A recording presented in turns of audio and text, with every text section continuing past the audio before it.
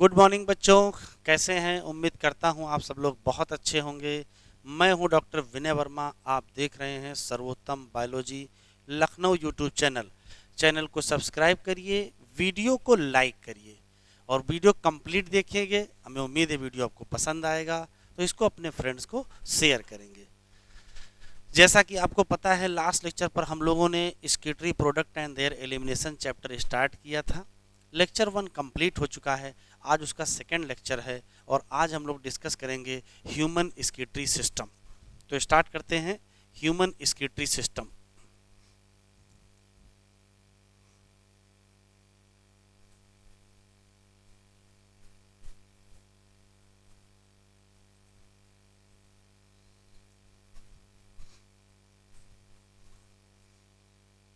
Human excretory system. Human excretory system में क्या क्या स्ट्रक्चर हैं, तो स्ट्रक्चर देखेंगे।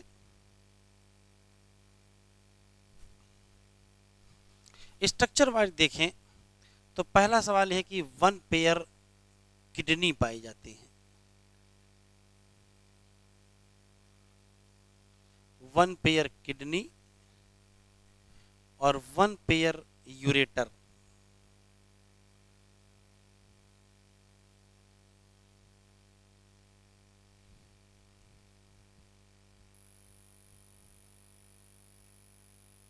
वन पेयर किडनी है, वन पेयर यूरेटर है। देखिए, तो किडनी वन पेयर मतलब टू इन पे है सर। यूरेटर भी टू है। ये है यूरिनरी ब्लैडर और ये है यूरिथ्रा। एक बात और याद रखेंगे, ये है डार्सल एओर्टा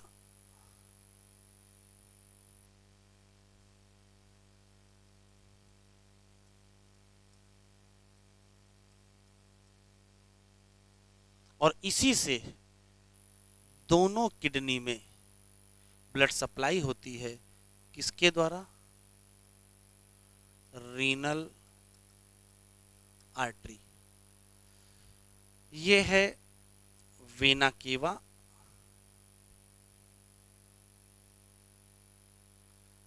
और दोनों किडनी से ब्लड वापस इसी में आता है। ये है वेना केवा और ये है रीनल वेन। तो स्थिति ये बनी हुई है कि डार्सल एओर्टा से निकलती है रीनल आर्टरी जो किडनी को सप्लाई करती है, वापस आता है वेन से जो वेना केवा में ओपन होता है।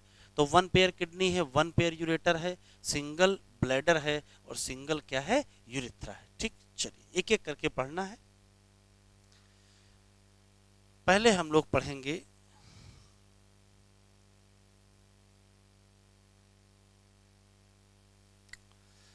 Human kidney. इसमें से कुछ याद करने वाले क्वेश्चन हैं, जैसे कि सबसे पहला सवाल ये है कि किडनी कहाँ लोकेटेड है। तो हम कहेंगे located in abdomen.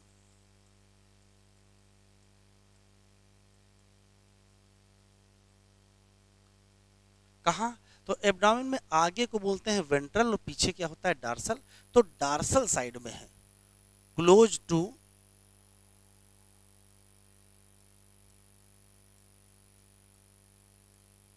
Dorsal inner वाल। पीछे इनर वाल डार्सल इनर वाल की तरफ है और पीछे ही क्या है? Vertebral column. तो मान लेते हैं ये वर्टिब्रल कॉलम है, तो एक किडनी इस साइड में है, एक किडनी इस साइड में है। At the side of vertebral column,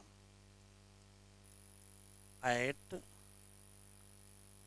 side of vertebral column और किस लेवल पर? वर्टिब्रल कॉलम में कौन सी वर्टिब्री होती है जो किडनी के लेवल पर होती हैं? तो कहेंगे at level of last thoracic से थर्ड लंबर। लास्ट थोरैसिक से थर्ड लंबर वर्टिब्री का जो लेवल होता है उसी लेवल पर किडनी पाई जाती है। तो ये तो लोकेशन हमको याद रखना है। अगर हम इसका शेप की बात करें तो बीन शेप होती है।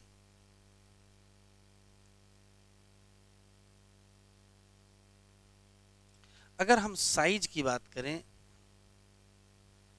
तो लेंथ 10 टू 12 सेंटीमीटर होता है, विड्थ 5 टू 7 सेंटीमीटर होता है और थिकनेस 2 टू 3 सेंटीमीटर होती है। अगर हम वेट की बात करें तो 120 से 170 ग्राम होती है। और अगर हम कलर की बात करें तो रेडिश ब्राउन होती है। ठीक है, तो ये सब डाटे रटने वाला है, इसमें कोई खास बात नहीं है। लोकेशन एब्डोमेन में है, डार्सल वॉल के करीब है, वर्टिब्रल कॉलम के साइड में है, रीजन कौन सा है? लास्ट थोरैसिक से थर्ड लंबर। बीन शेप होती है, लेंथ विड्थ थिकनेस याद रखिएगा, कलर और वेट याद रखेंगे। ठीक है,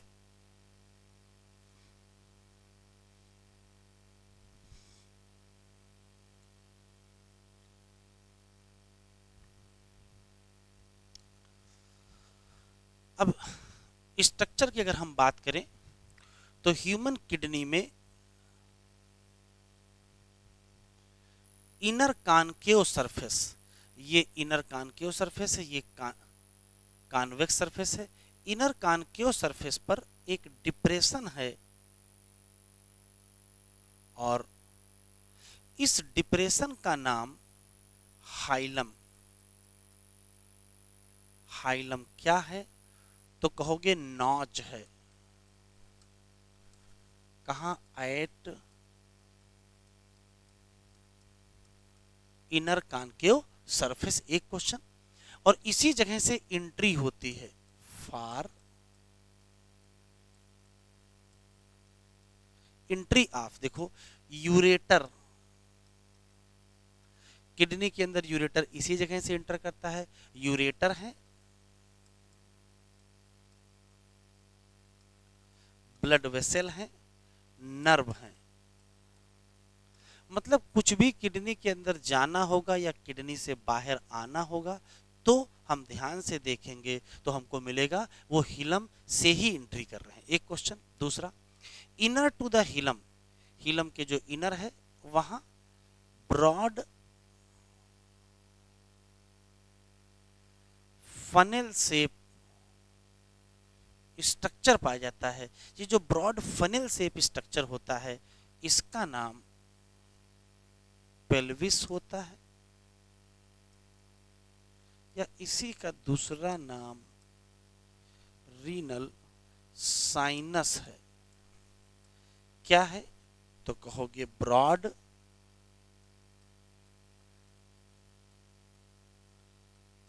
funnel shape space inner to hilum. ठीक है, हिलम के ठीक पीछे ब्रॉड फनेल शेप स्पेस होता है जिसका नाम पेल्विस या रीनल साइनस होता है। और इसमें प्रोजेक्शंस होते हैं, ये प्रोजेक्शंस, और प्रोजेक्शंस को कहते हैं कैलिक्स। क्या कहते हैं? कैलिक्स। एक और क्वेश्चन, अगर किडनी को ध्यान से देखा जाए, अगर किडनी को ध्यान से देखा जाए तो किडनी दो पार्ट में बटी होती है।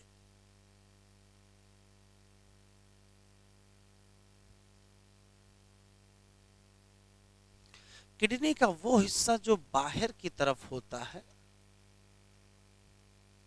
उसे कहते हैं रीनल कार्टेक्स, और किडनी का वो हिस्सा जो अंदर की तरफ होता है उसे कहते हैं रीनल मेडुला। तो जरा देखो बेटा, ये है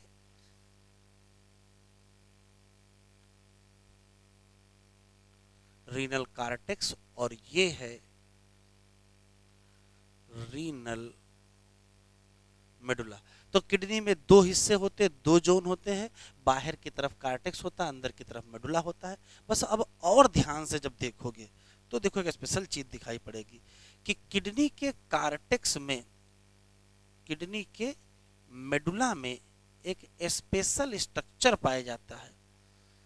किडनी के मेडुला में एक स्पेशल स्ट्रक्चर पाए जाते हैं। किडनी के मेडुला में स्पेशल कोनिकल स्ट्रक्चर पाए जाते हैं।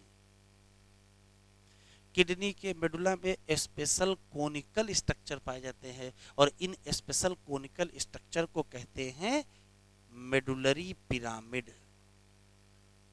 तो सबसे काम की चीज ये निकल के आई कि किडनी के मेडुला में कोनिकल मास पाए जाते हैं जिनको कहते हैं मेडुलरी पिरामिड। क्या है? कोनिकल स्ट्रक्चर है। कहाँ? At renal medulla. Renal medulla में कुछ कोनिकल स्ट्रक्चर पाए जाते हैं जिनका नाम मेडुलरी पिरामिड है। पहला सवाल, इसका वो पार्ट जो मेडुलरी पिरामिड के बीच पाया जाता है, कार्टेक्स का वो हिस्सा मेडुलरी पिरामिड के बीच पाया जाता है, कार्टेक्स का वो पार्ट जो मेडुलरी पिरामिड के बीच पाया जाता है, इसे कहते हैं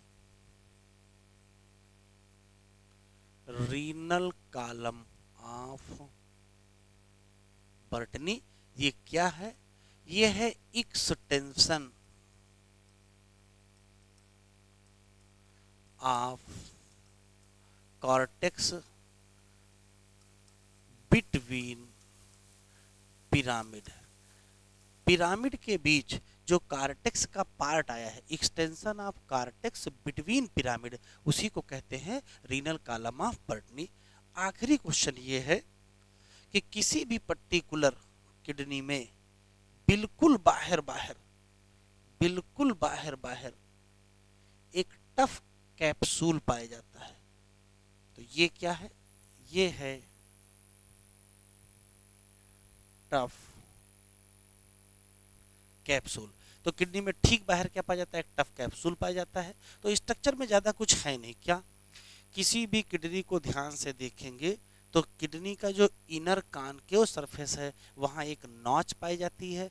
नॉच का नाम हिलम होता है। काम, यहीं से एंट्री होती है यूरेटर की, ब्लड वेसल की, नर्व की inside kidney. Inner to the hilum एक ब्रॉड फनल से भी स्पेस पाया जाता है। उस स्पेस का नाम पेल्विस या रीनल साइनस होता है। ठीक है, उसमें एक प्रोजेक्शंस होते हैं, उनका नाम कैलिक्स है। किडनी को और ध्यान से देखेंगे तो बाहर बाहर टफ कैप्सूल पाई जाती है। जो टफ कैप्सूल है उसके अंदर देखेंगे तो दो जोन होते हैं, आउटर कार्टेक्स होता है और इनर मेडुला होता है। कार्टेक्स और मेडुला को अगर ध्यान से देखेंगे तो मेडुला में कुछ conical structure, few conical structure पाए जाते हैं जिनका नाम मेडुलरी पिरामिड है। और कार्टेक्स का वो हिस्सा जो मेडुलरी पिरामिड के बीच बीच में होता है उसको कहते हैं रीनल कॉलम ऑफ बर्टनी। ठीक है, एक स्पेशल सवाल जरा देख लो क्या है। मान लेते हैं कि ये पिरामिड है।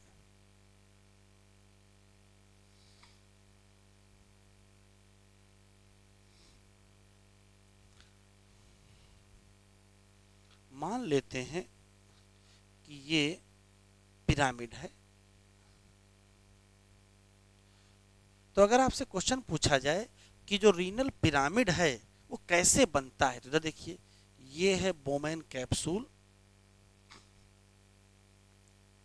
ये है पीसीटी, ये है हिनले लूप, ये है डीसीटी और ये है कलेक्टिंग डक्ट। अगर आपसे क्वेश्चन पूछेगा कि, और ये है ग्लोमेरुलस, अगर आपसे क्वेश्चन पूछेगा कि नेफ्रॉन के कौन कौन से हिस्से रीनल पिरामिड का पार्ट हैं और नेफ्रॉन के कौन कौन से हिस्से रीनल पिरामिड का पार्ट नहीं है, तो क्या बताओगे? तो देखिए, ये है ग्लोमेरुलस,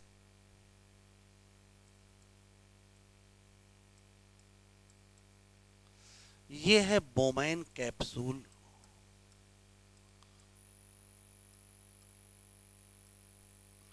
ये है पीसीटी, ये है डीसीटी, ये है हेनले लूप,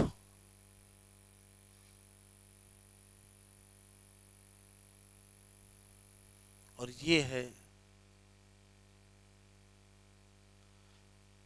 कलेक्टिंग डक्ट। तो अगर आपसे ये क्वेश्चन पूछा जाए कि नेफ्रॉन के कौन कौन से स्ट्रक्चर पिरामिड के पार्ट हैं और कौन कौन से स्ट्रक्चर पिरामिड के पार्ट नहीं है, तो देखो मैं लिस्ट इधर लिखूंगा।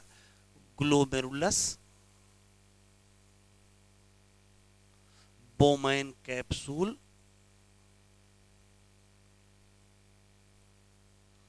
इसके अलावा पीसीटी, इसके अलावा डीसीटी, ये not part of renal pyramid, जबकि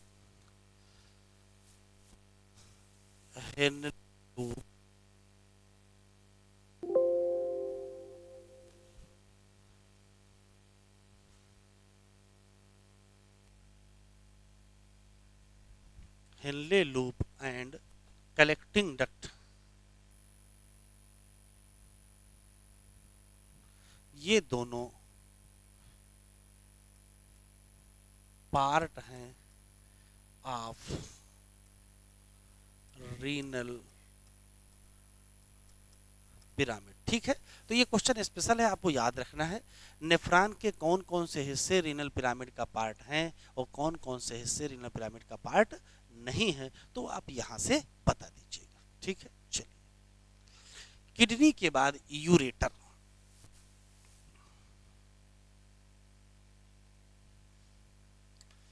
अगर हम यूरेटर की बात करें तो मान लेते हैं कि ये किडनी है और ये यूरेटर।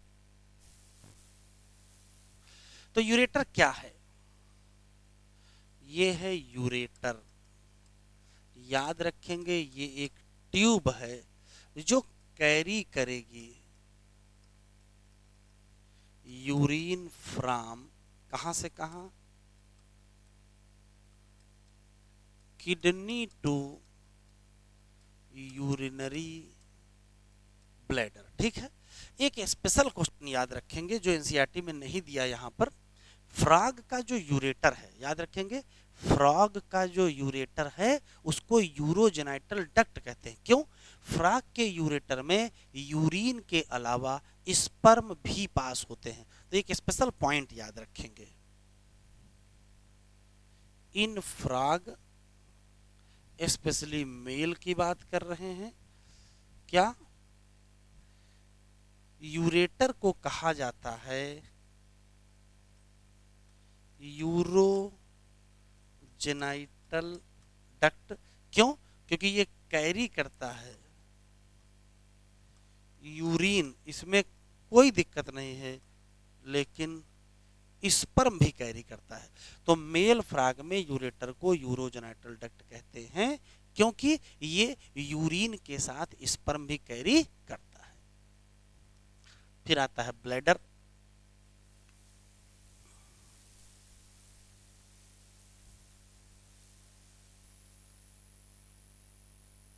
अगर हम ब्लैडर की बात करें तो मान लेते हैं कि ये ब्लैडर है,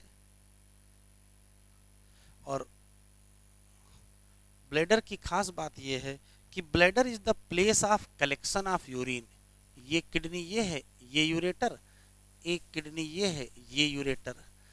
तो यूरेटर कहाँ ओपन करते हैं? ये है यूरेटर, और ये है यूरिनरी ब्लैडर। यूरिनरी ब्लैडर क्या है तो कहोगे ये है place of collection of urine till micturition. जब तक यूरिन पास न की जाए तब तक यूरिन कहाँ कलेक्ट होगी? आंसर देंगे यूरिनरी ब्लैडर में कलेक्ट होगी। ये है यूरिथ्रा।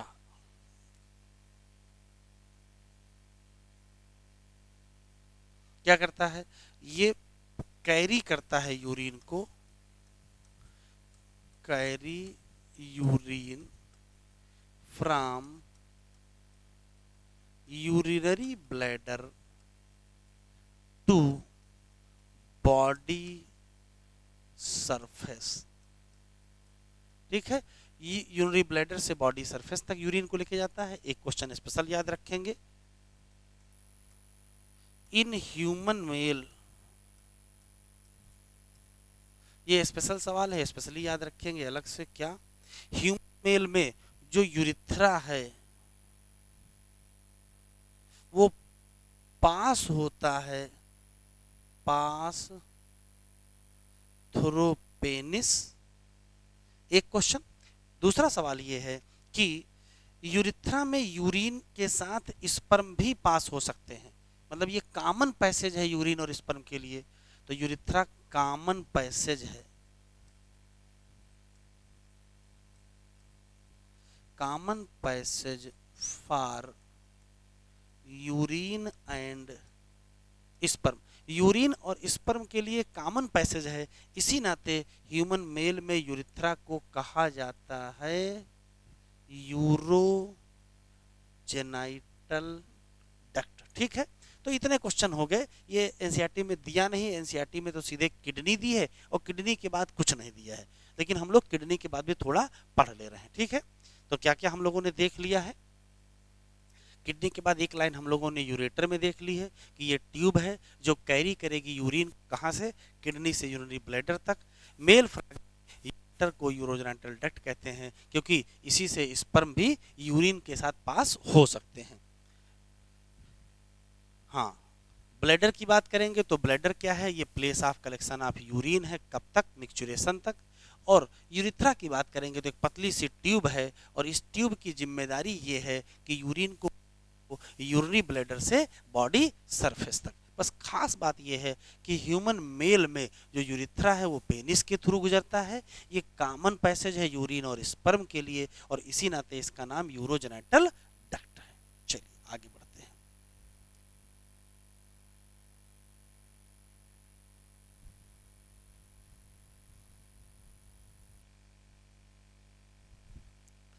एशियाटी में किडनी के बाद नेफ्रॉन की बात की है, तो नेफ्रॉन इसी का दूसरा नाम यूरिनिफेरस टिब्यूल है। प्रत्येक किडनी में, ईच किडनी, लगभग 1 मिलियन नेफ्रॉन पाए जाते हैं। ईच किडनी में 1 मिलियन नेफ्रॉन होते हैं, और nephron as a structural unit and functional unit. ठीक है, किसी भी पर्टिकुलर नेफ्रॉन की अगर हम बात करें तो नेफ्रॉन का जो मेन काम है, मेन फंक्शन है, वो है filtration of blood.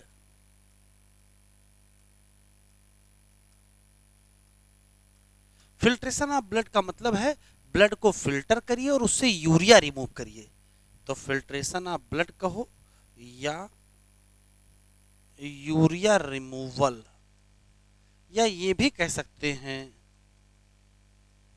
Urine formation.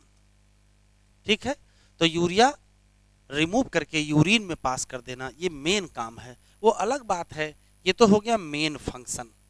लेकिन हेल्प करता है किसमें? इन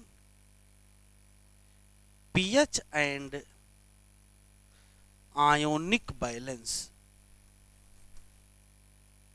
हमारे बॉडी फ्लूइड का जो पीएच है और उसमें जो आयनिक बैलेंस है या सोडियम पोटेशियम बैलेंस है, उसको मेंटेन करने में भी इसका इंपॉर्टेंट रोल है, या कह सकते हो आस्मो रेगुलेशन में भी मदद करता है।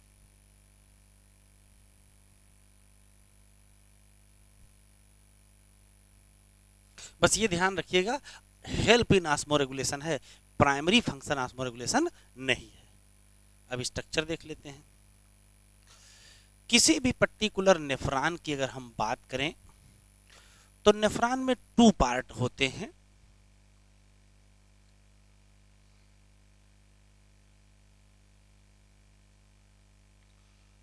अगर हम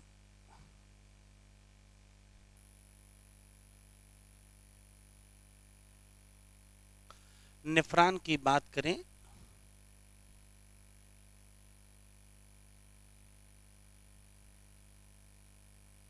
तो नेफ्रॉन में कई पार्ट होते हैं, और हम पार्ट को अगर ध्यान से देखें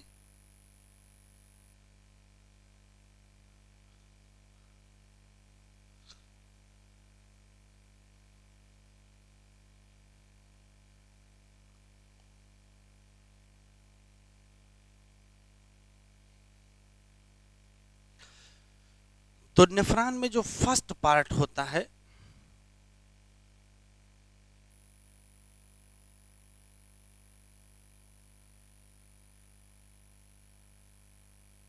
नेफ्रॉन में जो फर्स्ट पार्ट होता है उसका नाम ग्लोमेरुलस है। ये है ग्लोमेरुलस।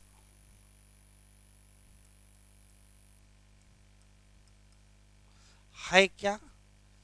तो हम कहेंगे ये बंच है।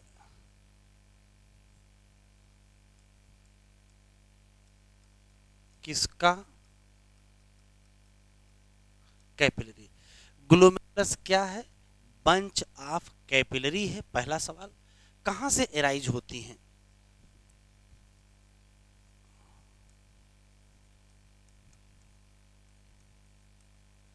एराइज फ्रॉम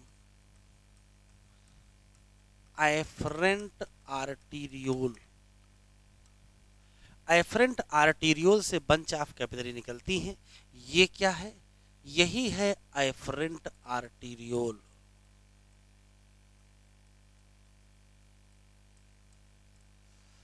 और ये क्या है?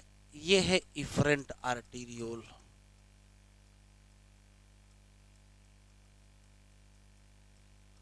ठीक है, तो ग्लोमेरुलस में केवल 2 क्वेश्चन हैं। ग्लोमेरुलस क्या है? तो कहोगे बंच ऑफ कैपिलरी। कहां से एराइज हुआ है? Efferent arteriole. और एफरेंट आर्टीरियोल कहां से आया है? ये ब्रांच है ऑफ रीनल आर्टरी। ठीक है, एक क्वेश्चन। दूसरा, ग्लोमेरुलस कहां इनक्लोजेज है? तो बोमैन कैप्सूल में। ग्लोमेरुलस कहां इनक्लोजेज है? Bowman capsule. ग्लोमेरुलस इनक्लोजेज इन बोमैन कैप्सूल। और बोमैन कैप्सूल क्या है? तो बोमैन कैप्सूल है double wall cup like structure. Double wall cup like structure का नाम बोमेन कैप्सूल है। उसी ने किसको इनक्लोज कर रखा है? ग्लोमेरुलस। तो एक बात स्पेशली याद कर लीजिएगा कि ग्लोमेरुलस एंड बोमेन कैप्सूल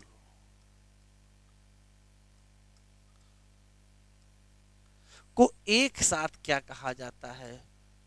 तो इसे कहते हैं मैलपीजियन कार्प सेल्स। ठीक है, या इसी का दूसरा नाम रीनल कार्पसेल्स है। Bowman capsule along with glomerulus called as Malpighian corpuscles या रीनल कार्पसेल्स। वापस देखते हैं, नेफ्रॉन में पहला पार्ट कौन सा हो गया, ग्लोमेरुलस। ग्लोमेरुलस के बाद जितना मैंने येलो कलर का बना रखा है ये सब का सब रीनल टिब्यूल है। क्या है, रीनल टिब्यूल। ऐसे समझ लीजिए कि अगर हम नेफ्रॉन की बात करें तो नेफ्रॉन में दो पार्ट हैं। पहला पार्ट है ग्लोमेरुलस और दूसरा पार्ट है रीनल टिब्यूल। और रीनल टिब्यूल पर क्या क्या है, तो इसमें सबसे पहले है बोमेन कैप्सूल, दूसरा पार्ट है पीसीटी, तीसरा है हेनले लूप, फोर्थ पार्ट है डीसीटी और फिर है कलेक्टिंग डक्ट। तो नेफ्रॉन में क्या क्या है, ग्लोमेरुलस, उसके बाद रीनल टिब्यूल, उस पे Bowman capsule, PCT, Henle loop, DCT और कलेक्टिंग डक्ट। वापस देख लेते हैं जरा, ये देखो, ये है बोमेन कैप्सूल, तो ये क्या है, ये है पीसीटी, ये क्या है हेनले लूप, ये क्या है डीसीटी और ये क्या है कलेक्टिंग डक्ट। तो नेफ्रॉन के स्ट्रक्चर पहले याद कर लीजिएगा, स्पेशली अभी अलग से भी हम देख सकते हैं, कोई दिक्कत नहीं, इसको जरा हम मिटा लेते हैं। ये इतना हमने मिटा दिया है, हाँ ठीक है, ये भी मिटा देते हैं, ये भी मिटा देते हैं। अब केवल स्ट्रक्चर स्ट्रक्चर बचा है।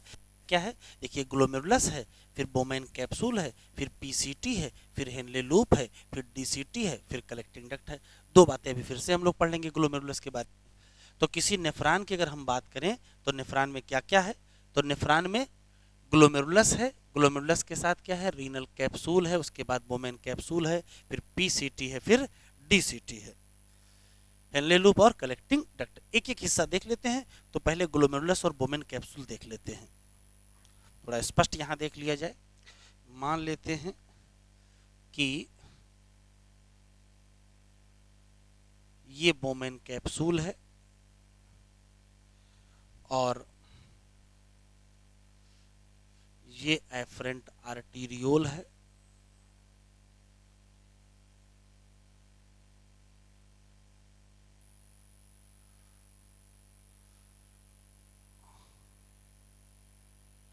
अगर स्ट्रक्चर को ध्यान से देखा जाए तो दिख रहा है क्या, ये है एफरेंट आर्टीरियोल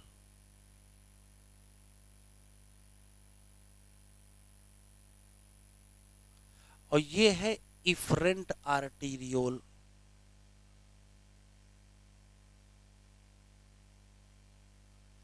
और ये है ग्लोमेरुलस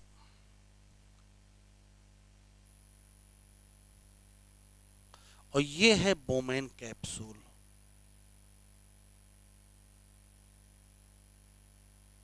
क्वेश्चन देखिए, पहला ही सवाल पूछेगा आपसे कि ग्लोमेरुलस क्या है।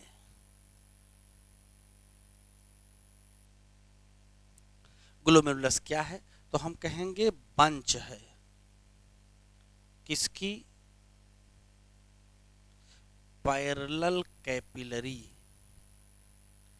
जो एराइज होती हैं कहां से, एराइज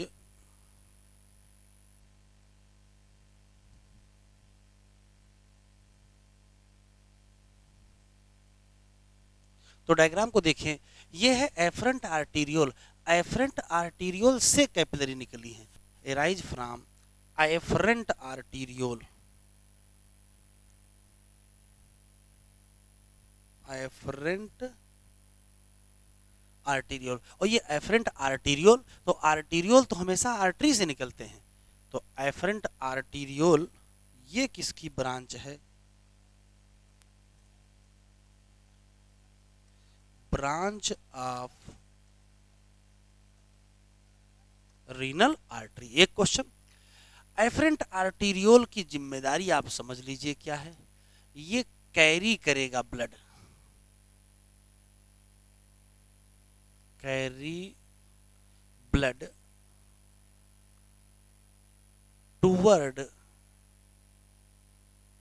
ग्लोमेरुलस, और एफरेंट आर्टीरियोल वाइडर होता है। ये बात दिमाग में रखिएगा, इसका ल्यूमेन ज्यादा होता है।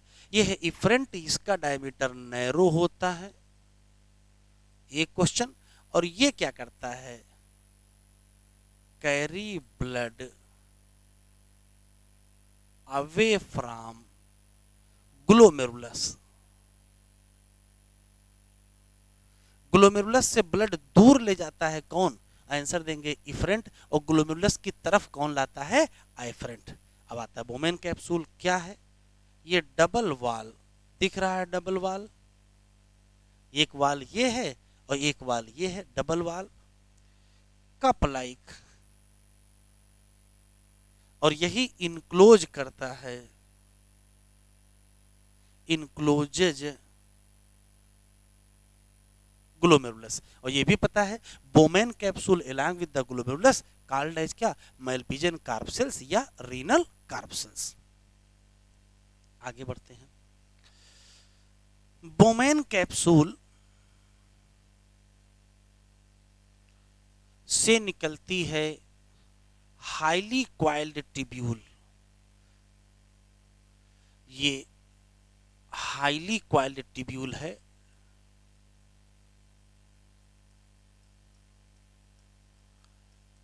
हाईली क्वाइल्ड ट्यूब्यूल, और इसी का नाम है प्रॉक्सिमल कन्वोल्यूटेड ट्यूब्यूल। तो यहां से क्या निकलती है, हाईली क्वाइल्ड ट्यूब्यूल जिसका नाम प्रॉक्सिमल कन्वोल्यूटेड ट्यूब्यूल है। पीसीटी कहां खुलती है, तो एक हेयर पिन शेप ट्यूब में, एक हेयर पिन शेप ट्यूब में, और इस हेयर पिन शेप ट्यूब का नाम हेनले लूप है। कैसी है, तो हम कहेंगे हेयर पिन शेप होता है, इसमें एक लिंब नीचे उतर रही है तो कहेंगे डिसेंडिंग लिंब, और एक लिंब ऊपर जा रही है, ये इसे कहेंगे एसेंडिंग लिंब। एसेंडिंग लिंब एक और हाईली क्वाइल्ड, एक और हाईली क्वाइल्ड कन्वोल्यूटेड ट्यूब्यूल, एक और हाईली क्वाइल्ड कन्वोल्यूटेड ट्यूब्यूल में खुलती है, और इस हाईली क्वाइल्ड कन्वोल्यूटेड ट्यूब्यूल का नाम डिस्टल कन्वोल्यूटेड ट्यूब्यूल, जिसको शॉर्ट फॉर्म में डीसीटी कहते हैं, और इसको शॉर्ट फॉर्म में पीसीटी कहते हैं। डीसीटी ऑफ मेनी नेफ्रॉन, ये इस नेफ्रॉन की डीसीटी है, किसी दूसरे नेफ्रॉन की डीसीटी है, ढेर सारे नेफ्रॉन की डीसीटी, ढेर सारे नेफ्रॉन की DCT, DCT of many nephron.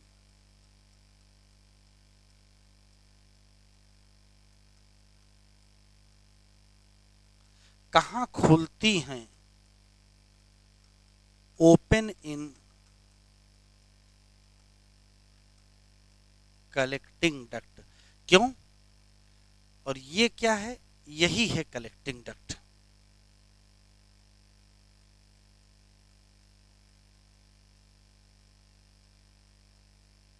तो ये दिमाग में रखेंगे क्या, DCT of many nephron open into collecting duct. और कलेक्टिंग डक्ट क्या है, कलेक्टिंग डक्ट एक स्ट्रेट ट्यूब है, स्ट्रेट ट्यूब। अभी तक जितनी सब टेढ़ी मेढ़ी थी, ठीक है, proximal convoluted tubule, distal convoluted tubule, वो सब टेढ़ी मेढ़ी थी, लेकिन स्ट्रेट ट्यूब्यूल कौन सी है, कलेक्टिंग डक्ट। और ढेर सारी collecting duct, many collecting duct.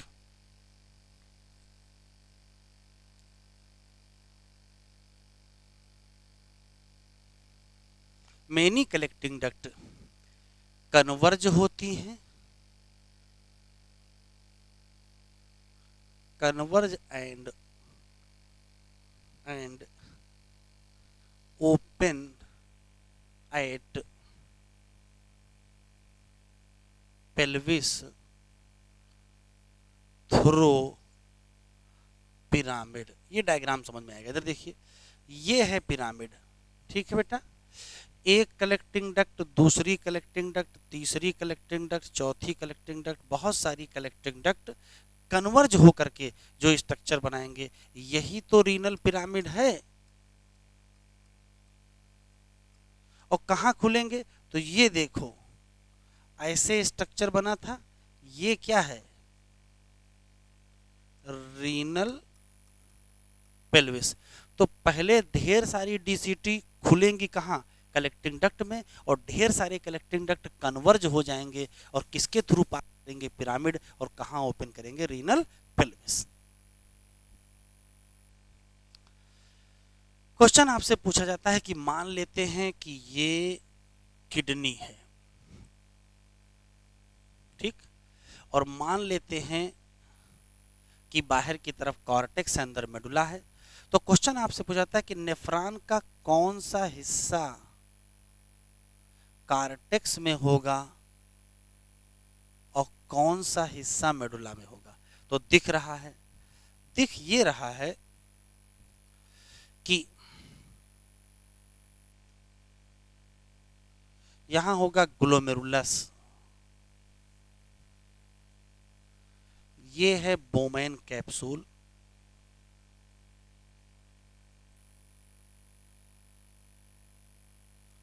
ये है पी, ये है पीसीटी, और ये है डीसीटी। इतने हिस्से कहाँ हैं? ये पाए जाते हैं प्रेजेंट इन रीनल कॉर्टेक्स। जबकि जबकि ये हिस्सा क्या है? Collecting duct. और ये हिस्सा क्या है? Henle loop. ये दोनों पाए जाते हैं कहाँ? Renal medulla. कौन सा हिस्सा किडनी के कार्टेक्स में है और कौन सा हिस्सा किडनी के मेडुला में है? तो पीसीटी मेडुला में है, डीसीटी मेडुला में है, Bowman capsule medulla, sorry medulla नहीं, कॉर्टेक्स। कौन सा हिस्सा कॉर्टेक्स में है? तो कॉर्टेक्स में कौन सा है? ग्लोमेरुलस कॉर्टेक्स में, बोमेन कैप्सूल कॉर्टेक्स में, पीसीटी कॉर्टेक्स में। और कौन सा हिस्सा मेडुला में है? तो कहोगे हेल्ले लूप मेडुला में और कलेक्टिंग डक्ट मेडुला में। बस कलेक्टिंग डक्ट सीधी ट्यूब है जो कार्टेक्स से मेडुला तक एक्सटेंड होती है, ठीक। एक क्वेश्चन और बचा, वो भी देख लेते हैं। मान लेते हैं कि ये किडनी है और ये कार्टेक्स मेडुला का डिवीजन है। स्थिति ये है कि एक नेफ्रॉन ऐसा है जिस नेफ्रॉन का बोमेन कैप्सूल सरफेस पर है, ये पीसीटी है, ये हेनले लूप है और ये डीसीटी है। अगर आप ध्यान से देखेंगे तो इस नेफ्रॉन की स्थिति ये है कि इसका जो ग्लोमेरुलस और बोमेन कैप्सूल है वो सरफेस पर है, पीसीटी सरफेस की तरफ है। ये छोटा सा नेफ्रॉन है। तो यह नेफ्रॉन, इस नेफ्रॉन को कहते हैं कार्टिकल नेफ्रॉन। और ये 80% नेफ्रॉन होते हैं। खास बात ये होती है कि ये स्मॉलर नेफ्रॉन होते हैं, स्मॉल हेनले लूप होता है,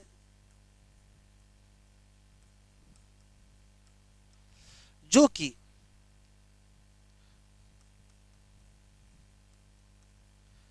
स्लाइटली इन मेडुला होता है। ठीक है, तो छोटे नेफ्रॉन होते हैं, स्मॉल हेनले लूप होता है, और हेनले लूप जरा सा कहाँ जाता है, मेडुला। अब दूसरा देखो हम बनाते हैं।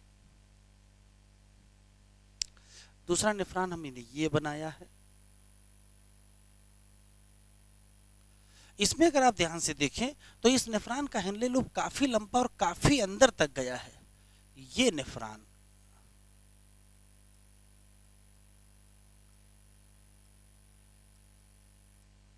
जक्स्टा मेडुलरी नेफ्रॉन है, और ये 20% होते हैं।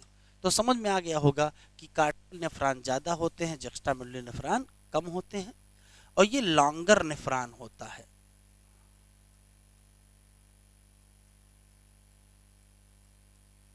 और क्या खास बात होती है, इसका लॉन्ग हेनले लूप होता है, लंबा सा हेनले लूप होता है जो डीप इन मेडुला में जाता है। Run deep in medulla. ठीक है, एक क्वेश्चन और है, वो भी आगे आपको समझ में आ जाएगा कि जो कार्टिकल नेफ्रॉन है उसमें वासा रेक्टा या तो एब्सेंट होते हैं, जबकि जक्स्टा मेडुलरी नेफ्रॉन में वासा रेक्टा हाईली डेवलप होते हैं। तो पहले वासा रेक्टा तो समझ ले, फिर आगे बताते हैं। तो मोटा मोटा यहाँ क्या पढ़ा, वो नेफ्रॉन ज्यादातर हिस्सा कार्टेक्स में हो और जो मेलपिजन कार्प सेल्स है वो किडनी के सरफेस की तरफ हो, उसका नाम कार्टिकल। वो नेफ्रॉन जिसका मेलपिजन कार्प सेल्स कार्टेक्स और मेडुला के जंक्शन पर हो, हेनले लूप काफी लंबा हो और काफी गहराई में मेडुला में जाता हो, उसका नाम जक्स्टा मेडुलरी। लास्ट क्वेश्चन देख लेते हैं। मान लेते हैं कि ये बोमेन कैप्सूल है, ये पीसीटी है, ये हेनले लूप है, और ये डीसीटी है। फिर देखिए, और ये एफरेंट आर्टीरियोल है और ये इफरेंट आर्टीरियोल है। ठीक है, तो इफरेंट आर्टीरियोल फिर डिवाइड कर जाएगा, और इफरेंट आर्टीरियोल डिवाइड करके कैपिलरी बनाएगा, और वो कैपिलरी का नेटवर्क ध्यान से सुनेंगे, ये क्या है, ये है इफरेंट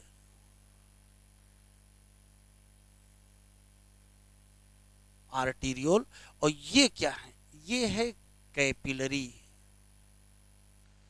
नेटवर्क अराउंड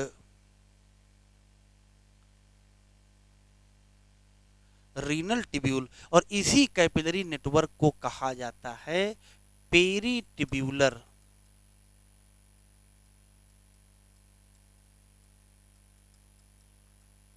कैपिलरी। याद रखिएगा बच्चों, पेरीट्यूबुलर कैपिलरी क्या है, तो कहोगे वो कैपिलरी नेटवर्क जो कहां से एराइज हुआ है, इफरेंट आर्टीरियोल से एराइज हुआ है, उसी का नाम पेरीट्यूबुलर कैपिलरी नेटवर्क है। एक बात, इसी पेरीट्यूबुलर कैपिलरी का वो हिस्सा जो यू शेप हो,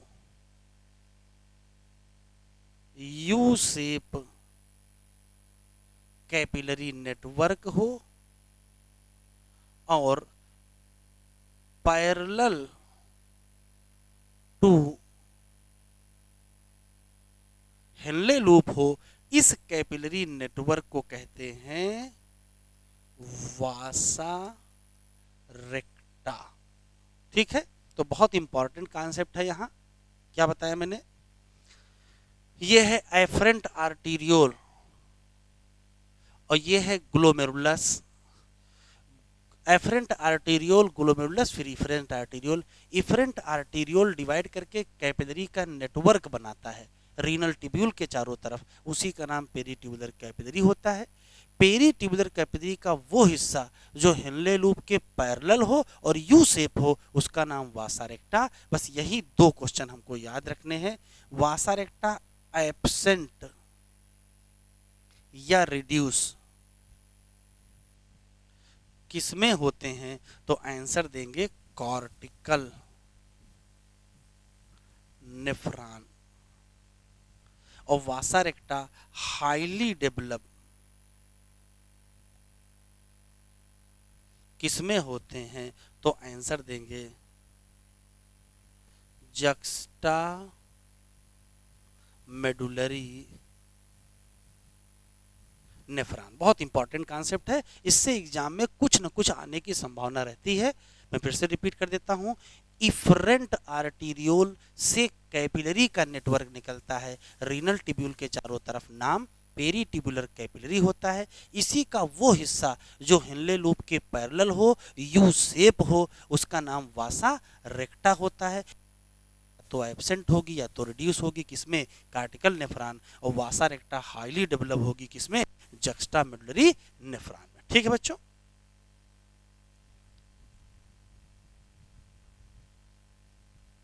तो अब आज जो हम लोगों ने पढ़ा है उसको एक बार एनसीईआरटी से भी देख लेते हैं।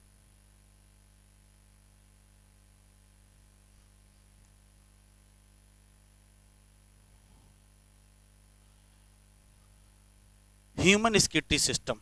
इन ह्यूमन स्किटी सिस्टम में क्या पाया जाता है, 1 pair kidney, 1 pair ureter, urinary bladder और एक क्या, यूरिथ्रा।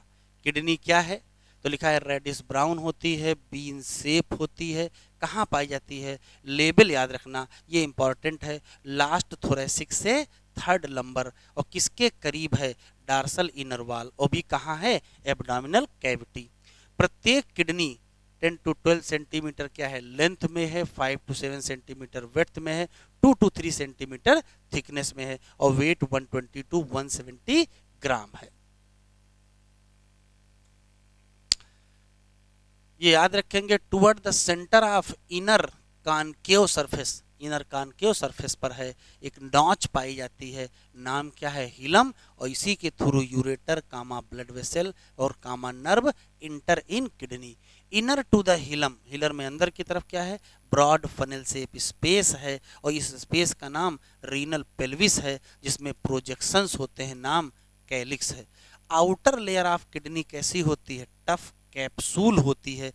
इनसाइड द किडनी दो क्या होते हैं, जोन होते हैं, बाहर की तरफ कार्टेक्स, अंदर की तरफ मेडुला, और मेडुला डिवाइड होता है किसमें, कुछ कोनिकल मास में, नाम क्या है, मेडुलरी पिरामिड या रीनल पिरामिड, जो प्रोजेक्ट होते हैं किसमें, कैलिक्सेज या सिंगल कैलिक्स।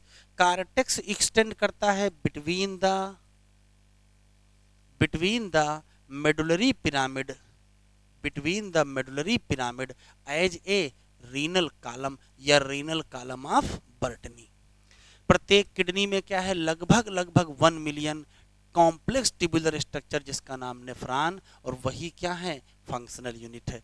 प्रत्येक नेफ्रॉन के कितने पार्ट, दो, एक पार्ट है ग्लोमेरुलस और दूसरा हिस्सा है renal tubule.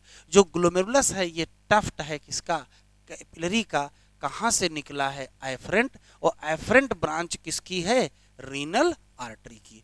Blood from glomerulus carried away by, answer देंगे क्या, इफरेंट आर्टीरियोल। रीनल ट्यूब्यूल की शुरुआत किससे होती है, तो कहोगे double wall cup like structure, नाम बोमेन कैप्सूल, जो इनक्लोज करता है किसको, ग्लोमेरुलस को। ग्लोमेरुलस साथ में बोमेन कैप्सूल ले लो तो क्या बनेगा, माइलपीजियन बॉडी, या क्या बनेगा, renal corpuscles. The tubule continue further, एक हाईली क्वाइल्ड नेटवर्क बनेगा, नाम proximal convoluted tubule.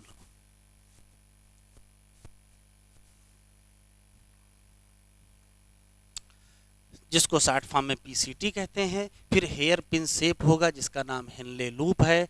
Next part of tubule है जिसमें नीचे उतरती हुई डिसेंडिंग, ऊपर चढ़ती हुई एसेंडिंग।